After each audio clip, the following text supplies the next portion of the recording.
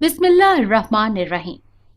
अस्सलामुअलैकुम नाजरीन, आज मैं आपके लिए एक सच्ची और खौफनाक कहानी लेकर आई हूँ। लेकिन इससे पहले कि मैं कहानी शुरू करूँ, जो लोग हमारे चैनल पर नए हैं उनसे गुजारिश है कि वो हमारे चैनल कहानी महल को सब्सक्राइब कर लें, ताकि आपको हमारी इस तरह की दिलचस्प कहानियां बर वक्त मिलती रहें। मेरा नाम तहरीम है और मैं एक अस्पताल में नर्स हूँ। मेरी उम्र 25 साल है। मैं शादीशुदा भी हूँ। कभी मेरी रात की ड्यूटी होती तो कभी दिन की। आज भी मेरी दिन की ड्यूटी थी, लेकिन मुझे अभी घर जाने में कुछ वक्त बाकी था। एक शाम को जैसे ही मुझे छुट्टी हुई, मैं घर के लिए निकलने लगी तो एक मरीजा आ गई।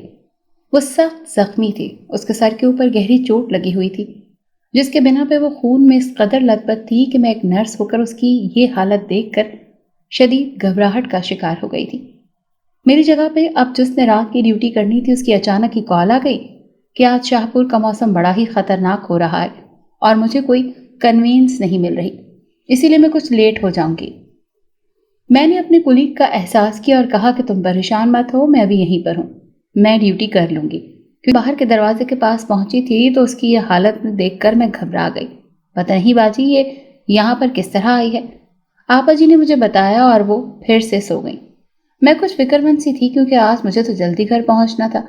मेरी नन की भी तबीयत कुछ ठीक नहीं थी। 2 दफा घर से फोन आ चुका था, लेकिन मैं क्या करती, यहाँ भी इतने मसाइल थे। मैं इस लड़की को गैर महफूज हाथों में नहीं छोड़ सकती थी। बहरहाल रात के वक्त एक सीनियर नर्स यहाँ मौजूद होती थी। मैं रात के 1 बजे तक उसके पास रही और फिर सीनियर नर्स को सब कुछ बताकर जल्दी से पार्किंग में खड़ी अपनी गाड़ी की तरफ बढ़ गई, क्योंकि अभी अभी अम्मी की एक दफा फिर से कॉल आ चुकी थी। मैं समझ चुकी थी कि मामला कुछ ठीक नहीं लग रहा। मैंने जल्दी से गाड़ी निकाली।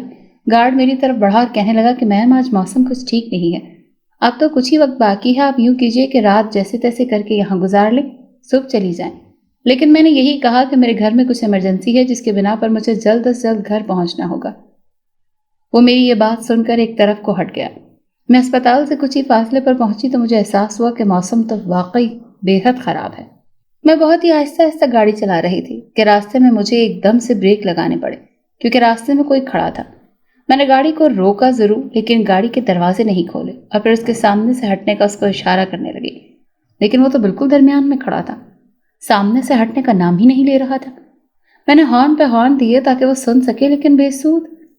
बहरहाल मैंने हिम्मत की और दूसरी तरफ से गाड़ी निकालने की कोशिश करने लगी, लेकिन मुसीबत तो ये थी कि सड़क की दूसरी तरफ बड़े बड़े दरख्त गिरे पड़े थे, इसीलिए सड़क पर बहुत ज्यादा रास्ता नहीं था। लिहाजा इंतहाई मजबूरी के तहत मुझे इंतजार करना पड़ा। जब मैंने घड़ी की जानिब देखा तो वहां 1:30 बज रहा था। मेरे दिल में एक अजीब सा खौफ महसूस हुआ कि रात के इस पहर ना ही निकलती तो अच्छा था। लेकिन ये खौफ भी पहली दफा का ही था, क्योंकि मैं तो काफी दफा इन रास्तों से रात के इस पहर गुजरी हूं। तो फिर आज क्या था? अभी मैं अपने आने पर पछता ही रही थी कि वो मर्द मेरी तरफ बढ़ा और मेरे बिल्कुल करीब आकर कहने लगा कि मैं मुसाफिर हूं, अगर तुम मुझे अगले स्टॉप तक उतार दो तो मैं तुम्हारा बड़ा ही ममनून रहूंगा। मैंने उसे इनकार कर दिया और गाड़ी को तेजी से भगा कर ले गई। मैंने जिंदगी में कभी भी इतनी तेज ड्राइविंग नहीं की थी जितनी मैं आज कर रही थी। अभी मैं अगले स्टॉप पर पहुंची ही थी कि एक लड़की मुझे बिल्कुल सफेद कपड़ों में वहां पर खड़ी हुई नजर आई। वो ज़ारो कतार रो रही थी। उसके लिए न जाने क्यों मेरे दिल में कहां से जज्बा उमड़ आया और मैंने उसके लिए गाड़ी खुद ब खुद ही रोक दी और साथ ही ये कि उसे कहा कि आ जाओ, मैं तुम्हें छोड़ देती हूँ। मुझे समझ नहीं आई कि मैंने इस लड़की के लिए रात के इस पहर बिना सोचे समझे कैसे गाड़ी रोक दी थी। वो जल्दी से मेरी गाड़ी में आकर बैठ गई और कहने लगी कि बाजी, तुमने रात के इस पहर इस कदर मजबूर और बेबस लड़की को लिफ्ट देकर बहुत बड़ी नेकी का काम किया है। लेकिन ये तो उसकी कही हुई बात थी ना, जो बाद में मेरे लिए बहुत बड़ी बदी साबित हुई और मैं बेइंतहा मुसीबत में पड़ गई। मैं बहुत ही मजबूर लड़की हूँ। यहाँ से अगले स्टॉप पर मेरा घर है बाजी। मैं घरों में काम करती हूँ। आज बहुत देर हो गई थी इस मौसम की वजह से, इसीलिए यहाँ सड़क पर फंस गई। लेकिन अल्लाह का शुक्र है कि आपको अल्लाह ने फरिश्ता बनाकर भेज दिया मेरे लिए। वो अपने तौर पर मुझे बेशुमार दुआएं दे रही थी। मुझे एकदम से याद आया कि एक दिन अम्मी भी किसी काम वाली के बारे में कह रही थी। मुझे वो दिल से अच्छी लगी थी, मासूम से चेहरे वाली लड़की। मैंने उसे अपना कार्ड दिया और कहा कि कल इस पते पर पहुंच जाए। वो मुझे एकदम से मोहब्बत और अकीदत से देखने लगी और कहती है, बाजी बस वो अगले स्टॉप पर रोक दो, मेरा घर आ गया। میں نے 5 منٹ کے بعد گاڑی روک دی اور وہ مجھے دعائیں دیتی ہوئی چلی گئی۔ میں نے زیادہ غور نہیں کیا، لیکن نہ جانے کیوں مجھے ایسے لگتا تھا کہ یہاں سے آگے گھنا جنگل آتا ہے جہاں پر کوئی گھر نہیں ہے۔ پھر یہ کہاں گئی ہے؟ میرے ذہن نے یہ بات سوچی، لیکن پھر جلدی دماغ سے وہ بات چھٹلا کر میں آگے بڑھ گئی۔ میں گھر پہنچ چکی تھی۔ میری ساس اپنی بیٹی کا سر اپنی گود میں لیے سلانے کی کوشش کر رہی تھی۔ مجھے پتا چل گیا تھا کہ آج پھر ماریا کو ڈرانے خواب آئے ہیں۔ یہ اس کا بچپن کا مسئلہ تھا۔ میں جب سے اس گھر میں شادی ہو کر آئی تھی، ماریا کے ساتھ یہ مسائل چل ہی رہے تھے۔ امی کہنے لگی کہ تحریم بیٹی، تم بھی بہت تھکی ہوئی آئی ہو، لیکن یہ دیکھو تو صحیح، اسے کیا ہو گیا ہے؟ آج تو جو اس کو دورہ پڑا ہے نا، وہ تو بہت ہی خطرناک ہے۔ اس وقت سے بے ہوش پڑی ہے۔ میں نے اسے چیک کیا اور اسے انجیکشن لگا دیا۔ یہی اس کا علاج ہوتا تھا۔ وہ پھر خود ہی اگلے دن بالکل ٹھیک ہو جایا کرتی تھی۔ امی مجھ سے کہنے لگی کہ اب تم بھی جا کر آرام کرو، کیونکہ مجاہد بھی آج دیر سے ہی دفتر سے آیا ہے۔ کہہ رہا تھا کوئی میٹنگ تھی۔ میرے والدین سعودی عرب میں رہتے تھے۔ میری شادی یہاں پاکستان میں اپنی خالہ کے گھر میں ہو گئی تھی۔ مجاہد میرے شوہر اور ماریا ان کی ایک ہی بیٹی ہے۔ میری خالہ یعنی میری ساس بھی ہمارے ساتھ ہی رہتی ہیں۔ میرے سسر سعودی عرب میں ہی رہتے ہیں، جہاں وہ اور میرے ابو مل کر کاروبار کرتے ہیں۔ میری شادی کو 10 ماہ ہو گئے ہیں۔ گھر میں بہت سی خوشحالی کے باوجود میں نے اپنی ملازمت نہیں چھوڑی، کیونکہ مجھے اس پیشے سے عشق ہے۔ اگلی صبح مجھے چھٹی تھی، اسی لیے میں بڑے اطمینان سے سوئی رہی۔ دن کے تقریباً 1 بجے میری آنکھ کھلی، جب باہر سے آنے والی آوازوں نے مجھے چونکا دیا۔ میں کمرے سے باہر نکلی تو وہاں رات والی لڑکی بیٹھی ہوئی تھی۔ مجھے دیکھتے ہی اٹھ کھڑی ہوئی اور اپنے ماتھے پر دونوں ہاتھ رکھ کر مجھے سلام کرنے لگی۔ میں نے اپنی ساس کو کل رات والا سارا واقعہ سنا دیا۔ وہ مجھ پر بہت ہی بھروسہ کرتی تھی، اسی لیے کہنے لگی، تحریم، اگر تمہیں یہ لڑکی ٹھیک لگتی ہے تو اسے کام سمجھا دیتے ہیں، کیونکہ کام والی آج کل کچھ ڈھنگ کی ملتی بھی تو نہیں ہے نا۔ ہم دونوں نے جب اس سے تنخواہ پوچھی تو یہ سن کر ہم دونوں ہی ششدر رہ گئے۔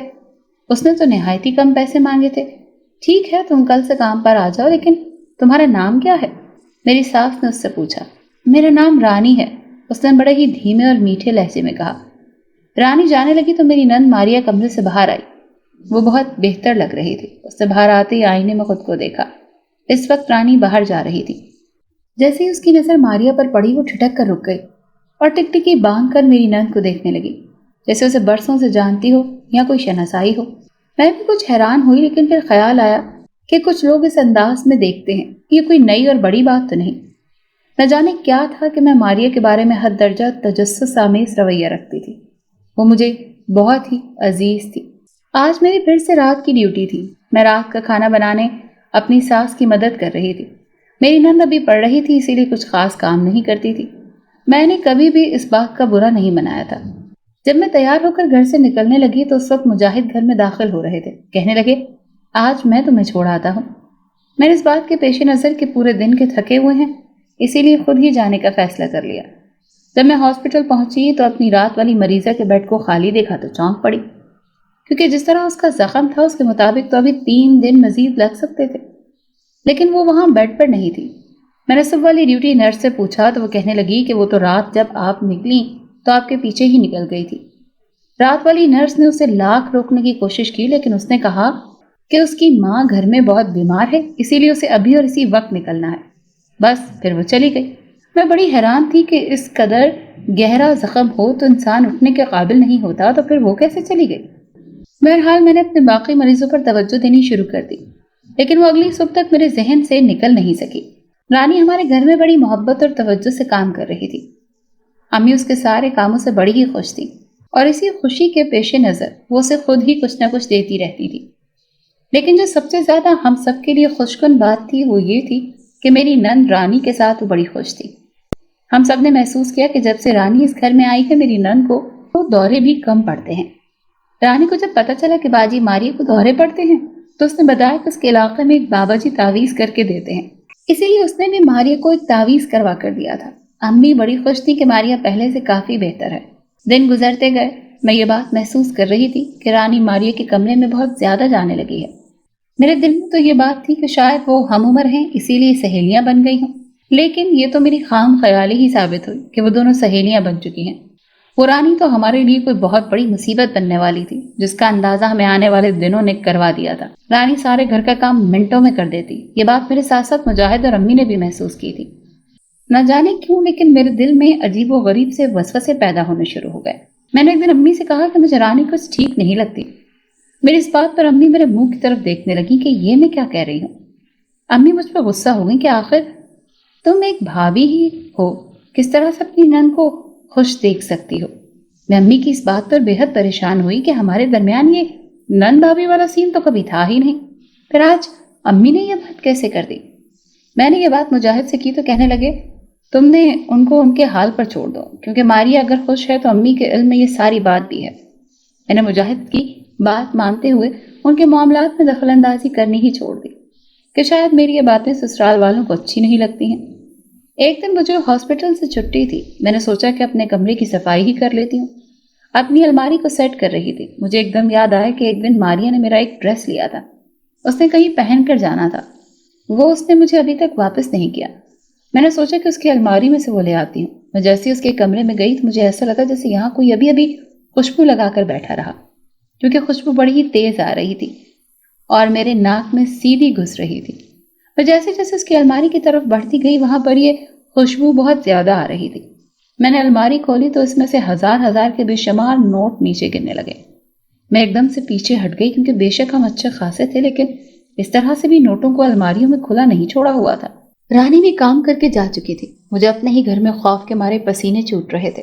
میں ایک بات تو سوچ چکی تھی کہ ماریا کے پاس یہ اس کے اپنے پیسے نہیں ہیں۔ میرے دل میں عجیب سے وسوسے پیدا ہونے لگ گئے، لیکن اس دفعہ میں نے سوچ لیا تھا کہ میں کسی کو کچھ بھی نہیں بتاؤں گی، بلکہ اس راز سے خود ہی پردہ فاش کروں گی۔ ماریا اسکول سے آ چکی تھی اور آج تو بے حد خوش تھی۔ اس نے ہر چیز نئی خریدی ہوئی تھی، نیا یونیفارم، نئے شوز۔ میں تو اس کی ٹھاٹ باٹ دیکھ کر حیران رہ گئی۔ پھر میرے ذہن میں یہی آیا کہ شاید اس کے تعلقات دوسرے لڑکوں کے ساتھ ہیں، اسی لیے یہ سارے پیسے۔ اف میرے خدا، میں اپنی بہنوں جیسی نند کے بارے میں اس قدر گھٹیا کیسے سوچ سکتی ہوں۔ میں نے خود ہی اپنی سوچ کی نفی کی اور پھر اپنے معمول کے کاموں میں لگ گئی۔ اگلے دن بھی مجھے چھٹی تھی۔ میں صبح جلد ہی اٹھ گئی کیونکہ مجھے رانی سے ملنا تھا۔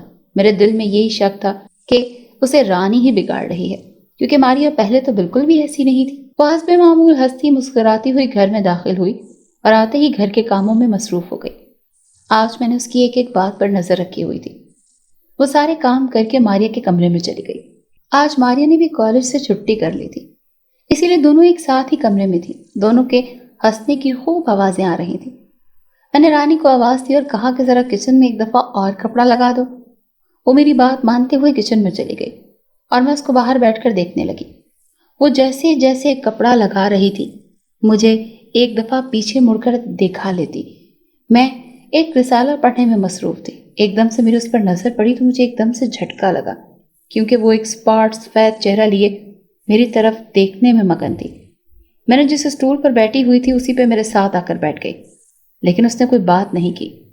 پھر میں نے جب اس کو غور سے دیکھا تو اس کے بال ایک دم سے بے حد چھوٹے ہو گئے، حالانکہ مجھے بہت ہی اچھی طرح سے یاد ہے کہ اس کے بال بہت ہی لمبے اور گھنے تھے۔ میں نے اسے کافی سارا پیچھے ہٹ کر بیٹھ گئی اور پھر اس کی طرف دیکھا ہی نہیں گیا۔ وہ کچن سے فارغ ہوئی تو کہنے لگی، باجی کوئی اور کام ہے تو بتائیں۔ میں نے اسے نفی میں سر ہلاتے ہوئے ہاتھ سے اشارہ کیا کہ وہ فوراً چلی جائے۔ وہ باہر کہاں نکلی مجھے کچھ علم نہیں تھا۔ میں کافی دیر تک ایک ہی پوزیشن میں بیٹھی رہی، پھر ایک دم سے میرے دماغ نے کام کرنا شروع کیا تو میں نے ماریا کو دوبارہ بلانے کے لیے ماریا کے دروازے پر دستک دی۔ دروازہ کھلا ہوا تھا۔ میں دبے پاؤں اندر چلی گئی، لیکن اندر کے منظر نے مجھے چونکا کر رکھ دیا، کیونکہ ماریا میری نند کھلے بالوں کے ساتھ بیڈ پر جھوم رہی تھی اور رانی کسی اور ہی روپ میں بال کھولے اس کے قدموں میں بیٹھی ہوئی تھی۔ ابھی میں ان دونوں کے بارے میں سوچ ہی رہی تھی کہ اچانک ہی ماریا کے کمرے کی کھڑکی میں سے ایک آدمی اندر آتا ہوا محسوس ہوا۔ میں اسے دیکھ کر چیخنے لگی، لیکن میری چیخ تو کہیں حلق میں ہی رہ گئی، کیونکہ یہ تو وہی اس رات والا آدمی تھا جس نے مجھ سے لفٹ مانگی تھی۔ رانی اور وہ ایک دوسرے کو دیکھ کر مسکرا رہے تھے اور پھر ہزار ہزار کے نوٹ ماریا پر نچھاور کر رہے تھے، جیسے ماریا ایسے وصول کر رہی تھی کہ جیسے یہ اس کا حق ہو۔ میں کافی دیر تک یہ منظر دیکھتی رہی، لیکن پھر یہ منظر بدل گئے اور وہ آدمی کھڑکی میں سے باہر نکل گیا اور رانی اپنے اصلی روپ میں آ گئی۔ ماریا اٹھی اور اس نے سارے پیسے بڑی احتیاط کے ساتھ الماری میں ایک دفعہ پھر سے رکھ دیے۔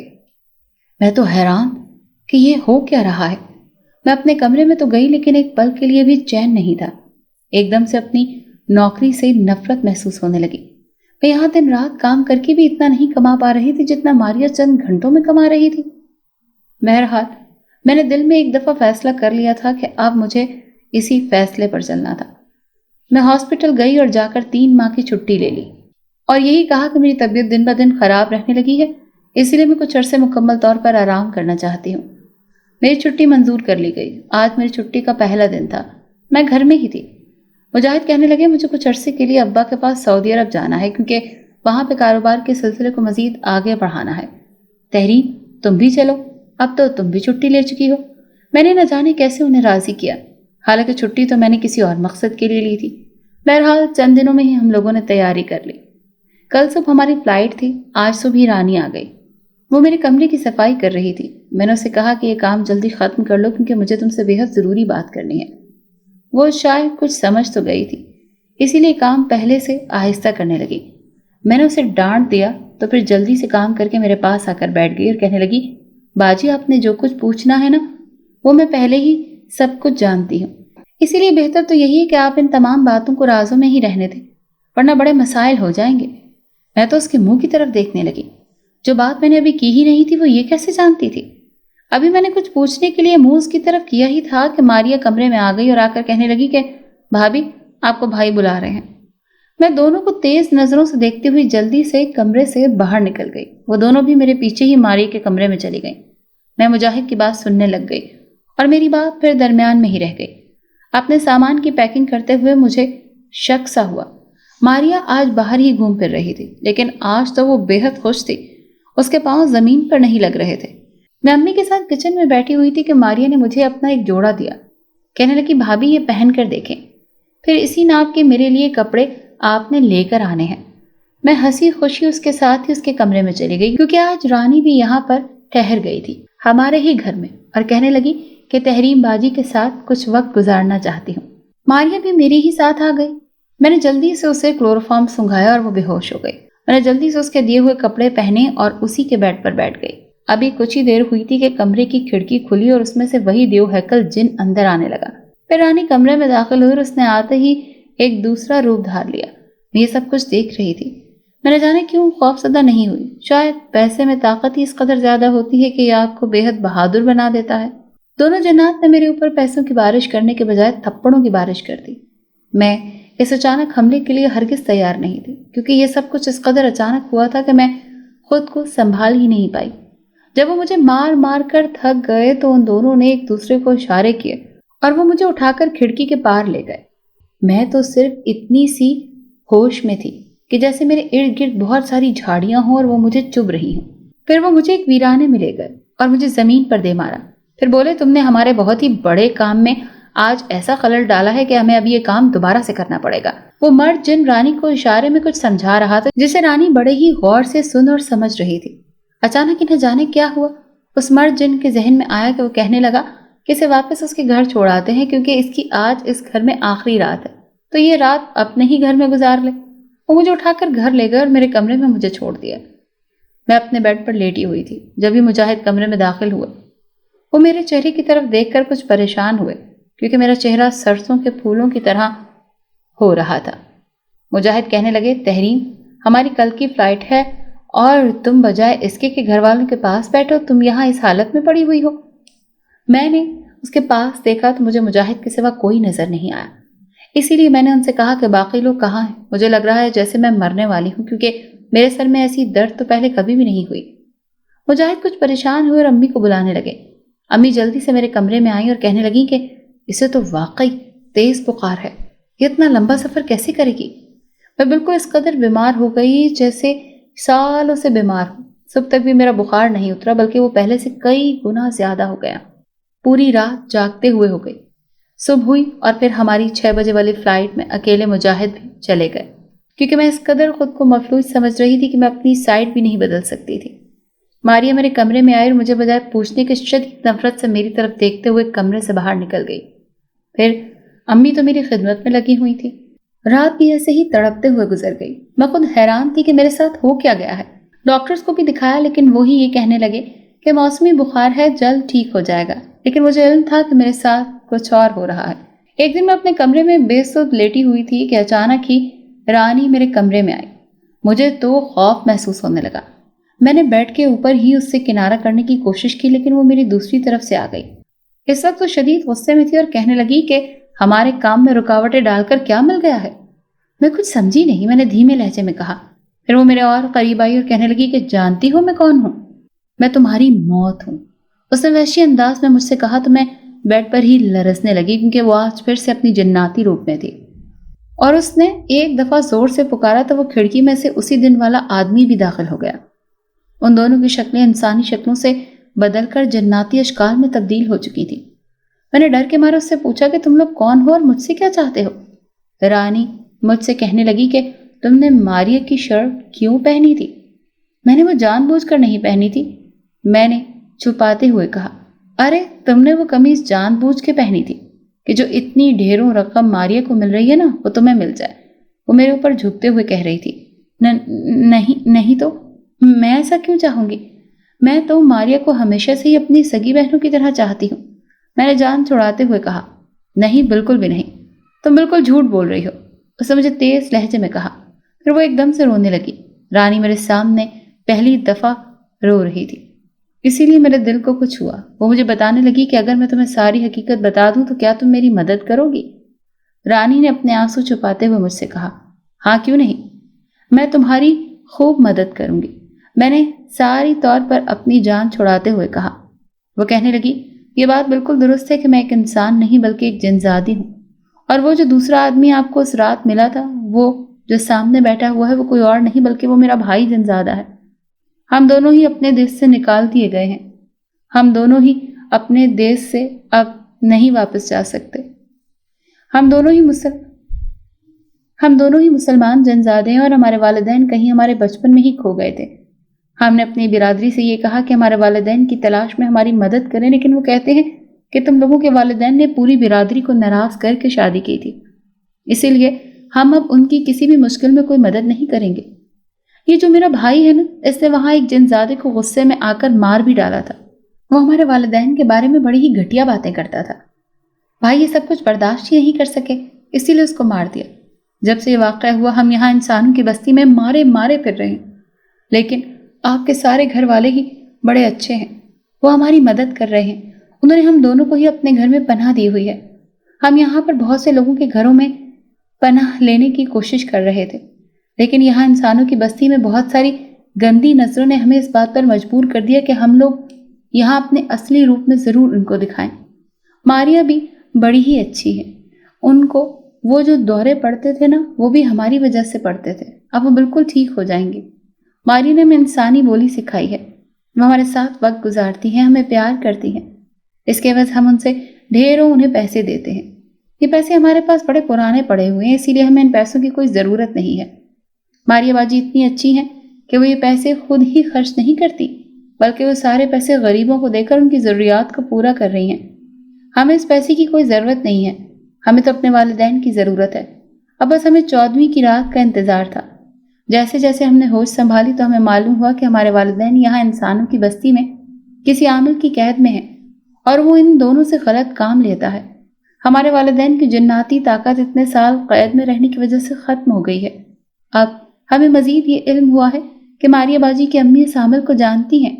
بس اب اس ماہ کی 14 چاند کو ہم لوگ اس عامل کے پاس جائیں گے اور اپنے والدین کو آزاد کروا لیں گے، کیونکہ یہاں انسانوں کی بستی میں رہتے ہوئے ہم روزانہ رات کو اپنے دیس بھی جاتے رہتے ہیں، اور ہم نے بہت ساری جناتی طاقت حاصل کر لی ہے۔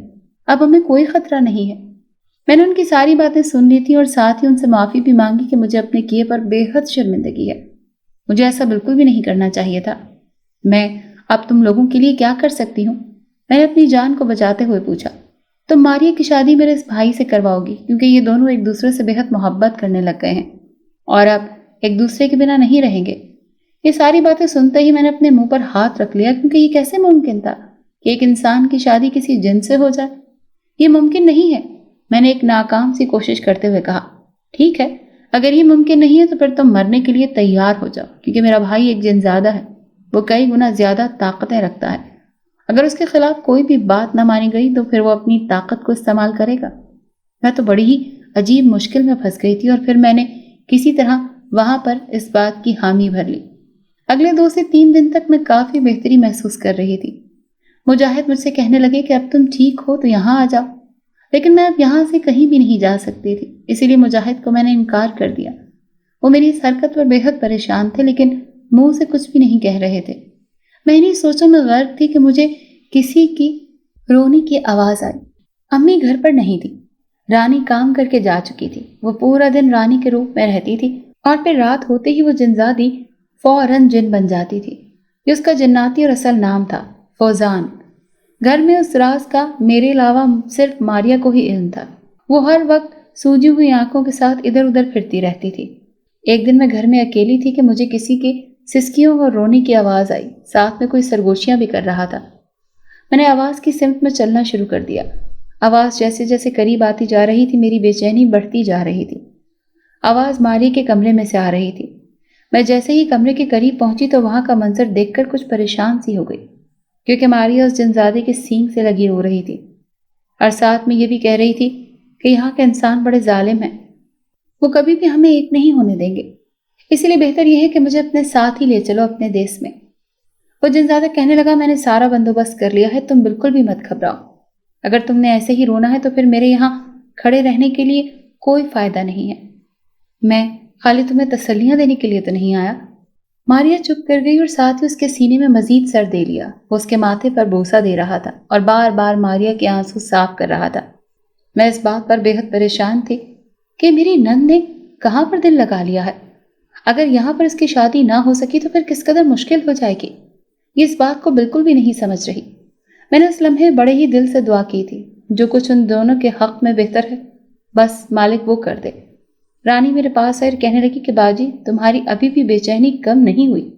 یہ ساری باتیں تھیں جن کے بنا پر تم اس قدر زیادہ بے چین تھی۔ میں نے یہ سب سنا تو رانی کی آنکھوں میں آنے والے آنسوں کو دیکھ کر میری آنکھیں بھی پرنم ہو گئیں۔ آج چاند کی 12 تاریخ ہے تو ہمیں کل جا کر اپنے والدین کو چھڑانا ہے اس عامل سے، کیونکہ اگر ہم لوگ کل انہیں چھڑا نہیں سکے تو پھر ہمیں مزید 100 سال انتظار کرنا پڑے گا، اور ہم اب اس قدر زیادہ انتظار نہیں کر سکتے۔ رانی نے مجھے 2 ٹوک الفاظ میں بتایا۔ میرے بھی بے شمار آنسو امٹ پڑے اور میرے دل میں یہ بات آ گئی کہ والدین کی جدائی کا غم بھلا کون سہ سکتا ہے، لیکن ہمیں ہمارے سردار جن نے بتایا ہے کہ تم لوگ ہی اپنے والدین کو واپس لا سکتے ہو۔ اگر تم دونوں کسی جوان حافظ قرآن لڑکی کو اپنے قابو میں کر لو تو اب یہ ماریا باجی ہی اس پورے علاقے میں ایسی ملی ہے جو ہم نے انہی کو اپنے ساتھ ملا لیا۔ رانی مجھے بتانے لگی، 12 تاریخ گزر چکی تھی، آج دن 13 اور رات 14ویں کی تھی۔ رانی نے ایڈوانس میں ہی چھٹی لے لی تھی۔ وہ دونوں بہن بھائی انسانی روپ میں ہی علاقے سے کافی دور ایک جھونپڑی میں بیٹھے عامل کے پاس پہنچ گئے اور اسے کہا کہ ان کے والدین کہیں گم ہو گئے ہیں۔ عامل کے پاس بھی کالا علم تھا، اس سے پہلے ہی معلوم کروا لیا تھا کہ یہ کسی کو ڈھونڈ رہے ہیں۔ اس نے فریب سے بات کرتے ہوئے کہا کہ میں تو اتنے بڑے بڑے کام نہیں کر سکتا کہ کسی کے والدین کو ڈھونڈ سکوں، اسی لیے کہیں اور جا کر پتہ کرو، اگر نہیں پتہ چلتا تو پھر میرے پاس آنا۔ فوزان کہنے لگی، پتہ تو تمہارے پاس بالکل درست ہی ہے اور ہم بالکل درست پتے پر آئے ہیں، لیکن اگر آپ ہماری کچھ مدد کر دیں تو ہم آپ کے بے حد مشکور ہوں گے۔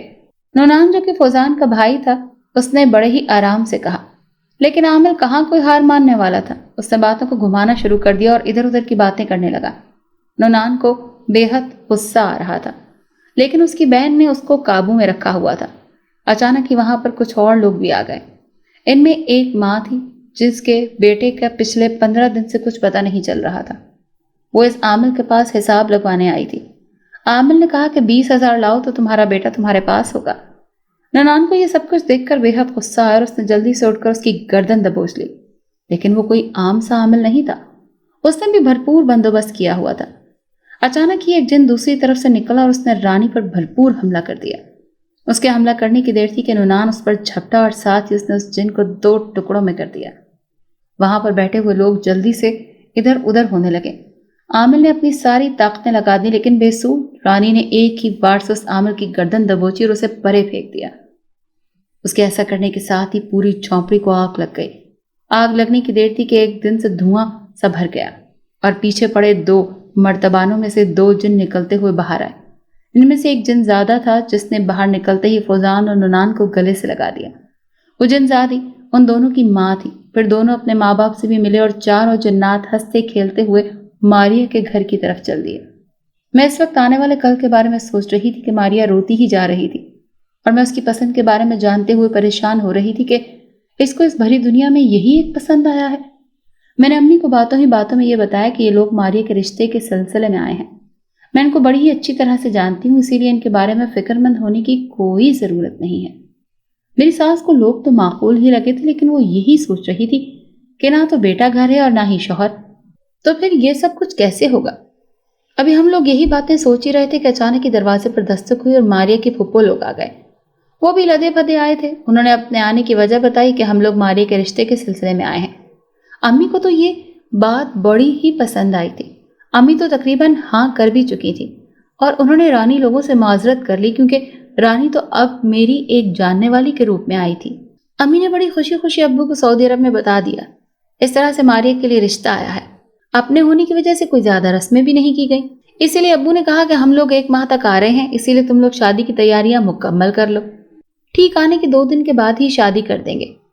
یہ سننے کی دیر تھی کہ ماریہ سکتے میں آ گئی اور زور زور سے رونے لگی۔ وہ کسی اور کا تصور بھی نہیں کر سکتی تھی، وہ مر جائے گی۔ رات کو نونان پھر سے ماریہ سے ملنے کے لیے آیا اور اسے سینے سے لگائے کہنے لگا کہ میں اس شخص کو ختم کر دوں گا جو ہمارے درمیان آئے گا، اسی لیے تم بس میرا ساتھ دو، باقی سب کو میں خود دیکھ لوں گا۔ ماریہ تو بہت پہلے ہی اس پر دل ہار چکی تھی۔ میں نے ان دونوں کی حالت دیکھی تو شدید پریشان ہو گئی، کیونکہ دونوں کی حالت واقعی بہت عجیب تھی۔ کچھ دن گزرے تو نونان نہیں آیا، رانی تو باقاعدگی سے آتی رہی اور سارا کام کر کے جاتی تھی۔ ان کے والدین انسانی شکل میں ہمارے گھر سے کچھ فاصلے پر ایک گھر خرید کر اس میں رہ رہے تھے۔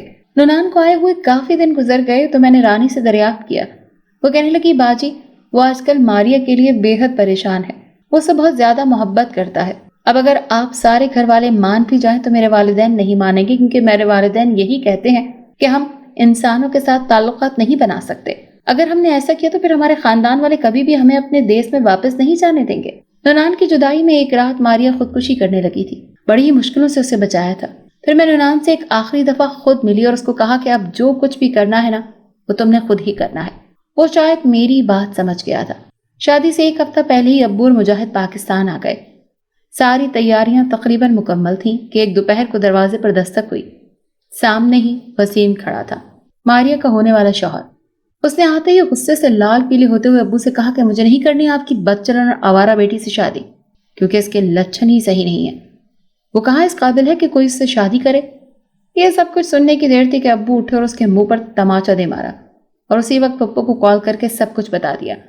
پھپھو بھاگتی ہوئی آئیں، بھائی سے کافی معافیاں مانگی، لیکن ابو نہیں مانے اور انہوں نے ایک ہی بات کی کہ اب یہ رشتہ کبھی بھی نہیں ہو سکتا۔ پھپھو روتی ہوئی گھر واپس چلی گئی۔ یہی وہ موقع تھا جب میں نے آگے بڑھ کر نونان کے حق میں بات کر دی۔ ابو کو ساری بات بتا دی گئی اور رشتہ اس کے حق میں ہو گیا۔ آج ماریہ نونان اور انسانی نام خرم کی بیوی بنی، اس کے گھر کے سیج پر بیٹھی اس کا انتظار کر رہی تھی۔ نونان اور ماریہ اس قدر خوش اور خوبصورت لگ رہے تھے کہ چاند بھی ان کے شرمانے پر شرما رہا تھا۔ رانی کے والدین نے انسانی روپ میں ہی رہنے کے لیے اسی شہر میں عالیشان سا گھر لے لیا تھا۔ ساری نعمتوں کے لیے بے حد شکر گزاری کے ساتھ ایک نئی زندگی کا آغاز ہو چکا تھا۔ اگر آپ کو یہ کہانی اچھی لگی ہے تو اسے لائک کیجیے اور ہمارے چینل کہانی محل کو سبسکرائب کیجیے۔